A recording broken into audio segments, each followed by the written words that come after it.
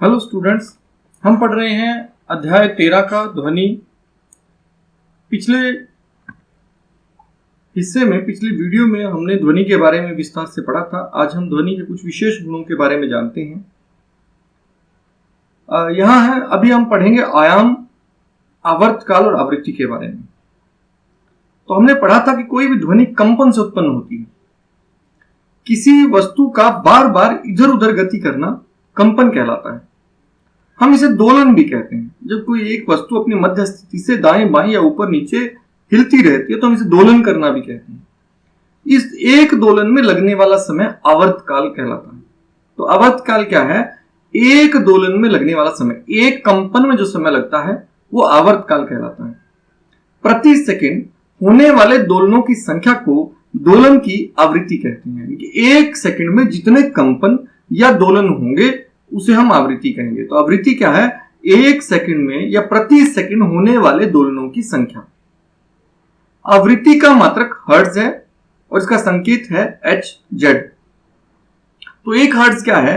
एक हर्ट्ज आवृत्ति एक दोलन प्रति सेकंड के बराबर होगी। यानी कि अगर एक सेकंड में एक दोलन हो रहा है तो हम कहेंगे आवृत्ति है एक हर्ट्ज। तो ध्वनि में यदि एक कंपन एक सेकंड में हो रहा है तो हम उसे एक हर्ट्ज आवृत्ति की ध्वनि कहेंगे। आप दोलन को समझ सकते हैं। दोलन का मतलब क्या है? अपनी मध्य स्थिति, जो मध्य की स्थिति होती है, मध्य की स्थिति से दाएं बाएं कंपन करना। तो यहां से अगर हम दोलन को समझे, एक दोलन में जितना समय लग रहा है वो है आवर्तकाल, और एक सेकंड में जितने दोलन ये कर लेंगे उसे हम कहेंगे आवृत्ति। तो आप, मुझे लगता है इसको समझ गए हैं। आयाम क्या है? आयाम ये है कि कोई ध्वनि कंपन करते हुए, कोई भी वस्तु कंपन करते हुए अपनी मध्य स्थिति से बाएं और दाएं कितनी दूरी पर जा रही है, ये उसका आयाम है।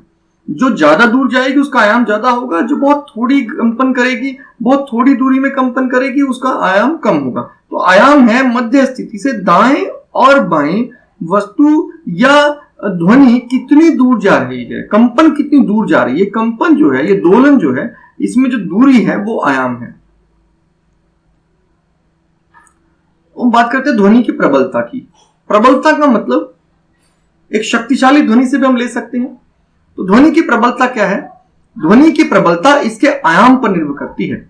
जब किसी कंपित वस्तु का आयाम अधिक होता है तो इसके द्वारा उत्पन्न ध्वनि प्रबल होती है। जब आयाम छोटा होता है तो उत्पन्न ध्वनि मंद होती है। तो प्रबलता को डेसिबल में व्यक्त करते हैं।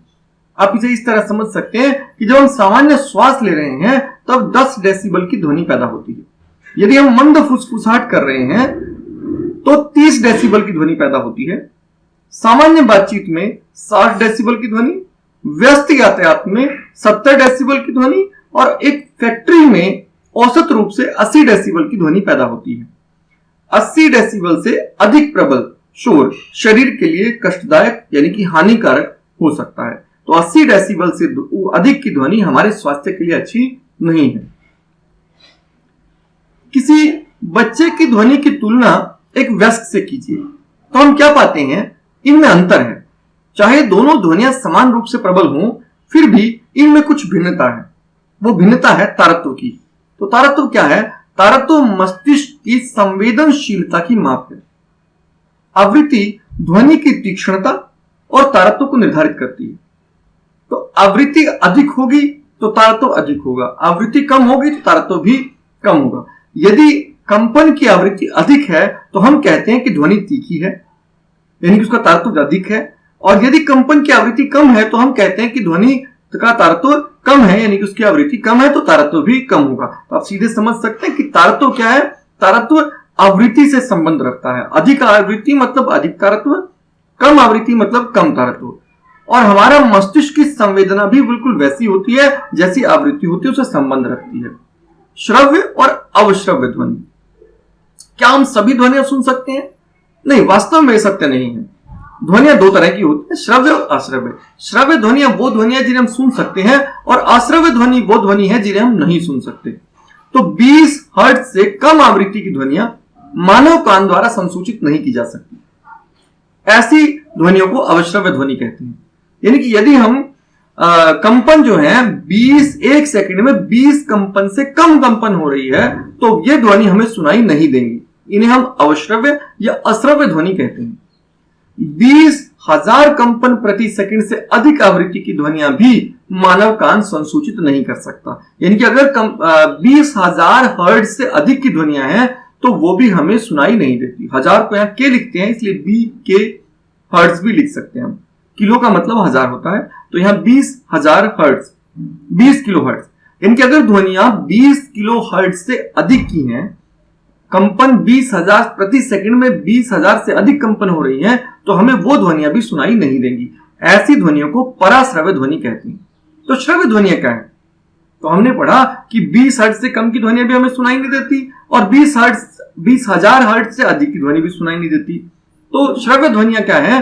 मानव कानों के लिए श्रव्य की आवृत्ति परास लगभग 20 हर्ट्ज से 20,000 हर्ट्ज तक, यानी कि 20 हर्ट्ज से 20,000 हर्ट्ज तक की ध्वनियां ही हम सुन सकते हैं। इसका अर्थ यह है कि हम केवल 20 हर्ट्ज से 20 किलो हर्ट्ज के बीच की आवृत्ति वाली ध्वनि ही सुन सकेंगे। इससे कम आवृत्ति की और अधिक आवृत्ति की ध्वनियां हमें सुनाई नहीं देंगी।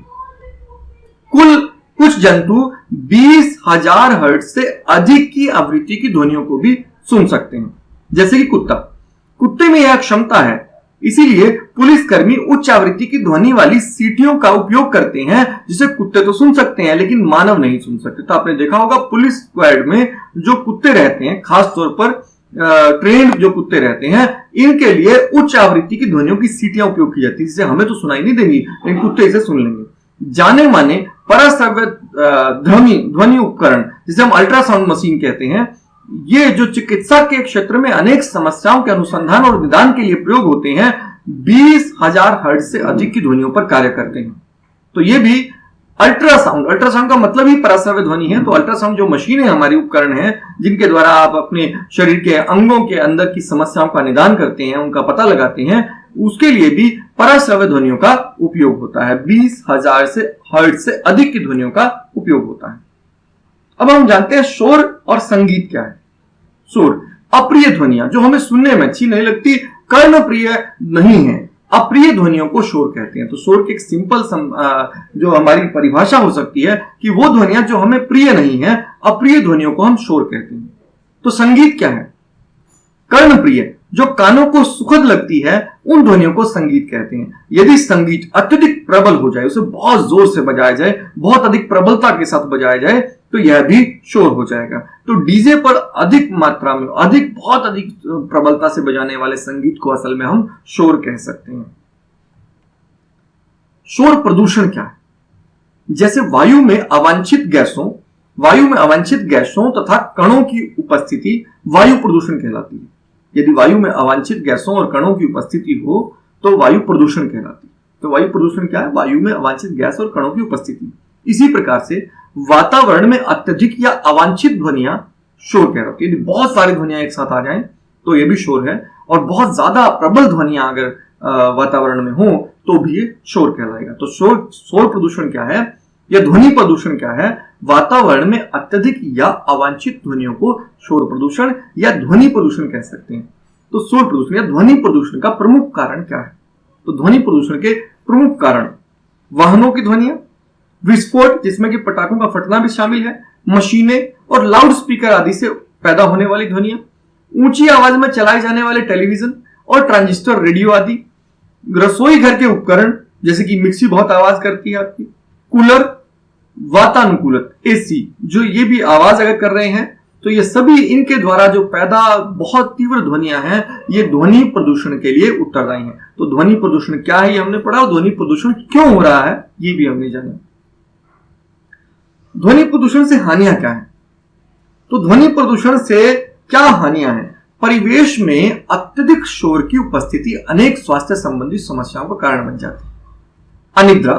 अनिद्रा और नींद ना आना, अति तनाव जिससे कि बीपी बढ़ जाता है, रक्तचाप बढ़ जाता है, चिंता और अन्य बहुत से स्वास्थ्य संबंधी विकार शोर प्रदूषण से उत्पन्न होते हैं। लगातार प्रबल ध्वनियों के प्रभाव में रहने वाले व्यक्ति के सुनने की क्षमता अस्थायी अस्थायी रूप से कम हो सकती है। तो आपको ऊंचा सुनने लगेगा या फिर सुनना कम भी हो सकता है या बिल्कुल बंद भी हो सकता है। तो ये सब सुनिए, बहरापन भी पैदा हो जाता है कभी कभी। ये सब किसके कारण हो रहा है? ध्वनि प्रदूषण के कारण। तो ध्वनि प्रदूषण से अनिद्रा, अति तनाव, चिंता, स्वास्थ्य संबंधी और बहुत सी समस्याएं और साथ साथ प्रबल ध्वनि के कारण व्यक्ति के सुनने की क्षमता भी प्रभावित होती है, ऊंचा सुनने लगता है, बहरापन हो सकता है। हम कैसे कम कर सकते हैं शोर प्रदूषण को कम करने के उपाय? शोर प्रदूषण को सीमित रखने के लिए वायुयानों के इंजनों, यातायात वाहनों, औद्योगिक मशीनों और घरेलू उपकरणों पर रव शामक यानी कि साइलेंसर लगानी चाहिए, ताकि इनसे जो आवाज आए वो बहुत ज्यादा ना हो, इस आवाज को कम किया जा सके। साइलेंसर लगाना चाहिए। शोर उत्पन्न करने वाले क्रियाकलापों को आवासीय क्षेत्रों से दूर रखना चाहिए, ताकि लोगों के स्वास्थ्य पर इसका बुरा प्रभाव न पड़े। तो जो भी शोर उत्पन्न करने वाले बड़े कारखाने हैं, उन्हें आवासीय क्षेत्रों से दूर लगाना चाहिए। शोर उत्पन्न करने वाले उद्योगों को आवासीय क्षेत्रों से दूर स्थापित करना चाहिए। स्वचालित वाहनों के हॉर्न का उपयोग कम से कम करना चाहिए। टेलीविजन तथा संगीत निकायों की ध्वनि प्रबलता कम रखनी चाहिए। शोर प्रदूषण के हानिकारक प्रभावों को कम करने के लिए सड़कों और भवनों के आसपास पेड़ लगाने चाहिए। पेड़ जो है वो ध्वनि को काफी हद तक सोख लेते हैं और वो ध्वनि अवशोषक का कार्य करते हैं, जिससे कि ध्वनि आवासों तक न पहुंच पाए। श्रवण क्षति, कभी कभी सुनने की क्षमता प्रभावित हो सकती है या खराब भी हो सकती है या फिर बहरे भी हो सकते हैं। ये कारण बहुत सारे हो सकते हैं। पूर्णतः श्रवण क्षति जो बहुत कम होती है, फिरली होती है, प्राय जन्म से होती है। तो जन्म से ही ऐसा कुछ लोग बहरे हो सकते हैं। अगर जन्म से सुनने की क्षमता नहीं है तो बहरे होने पर गूंगा भी हो जाता है व्यक्ति। मूक बधिर इन बच्चों को कहते हैं हम, जिनको क्योंकि सुनने के लिए हमें, बोलने के लिए हमें कान से सुनकर ही हम बोलना सीखते हैं। तो आंशिक अशक्तता सामान्यतः किसी बीमारी, चोट या उम्र के कारण होती है। कठिन श्रवण शक्ति वाले बच्चों को विशेष देखभाल की आवश्यकता होती है। ऐसे बच्चे इंगित भाषा को सीखकर प्रभावशाली ढंग से संपर्क कर सकते हैं, क्योंकि वाक शक्ति श्रवण के परिणाम स्वरूप विकसित होती है। इसलिए जिनकी श्रवण शक्ति अशक्तता के ग्रस्त बच्चे, वाक शक्ति भी दोषपूर्ण हो जाएगी। तो जिन्हें सुनाई नहीं देगा वो बोल भी नहीं पाएंगे।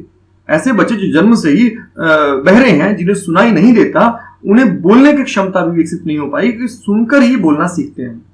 औद्योगिक प्रौद्योगिकी युक्तियों में श्रवण क्षति व्यक्तियों के लिए जीवन में गुणवत्ता के सुधार को संभव बना दिया है। तो आजकल आपने देखा होगा कि अगर ऊंचा सुनाई देता है और ठीक से नहीं सुन पा रहे, तो उनके लिए मशीनें कान में लगाकर उच्च आवृत्ति में ध्वनियां सुनाई जाती हैं। श्रवण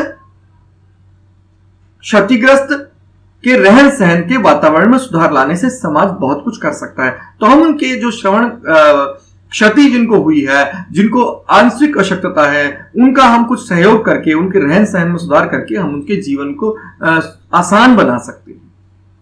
तो ये लेसन इसके साथ ही खत्म होता है। अगले लेसन के साथ अगली वीडियो में मिलेंगे। तब तक के लिए आप चैनल सब्सक्राइब कर लें, ताकि आने वाली वीडियो का आपको पता रहे, और आप अपने निकट मित्रों को, जिन्हें इनकी आवश्यकता हो, उन्हें इसे शेयर भी कर सकते हैं।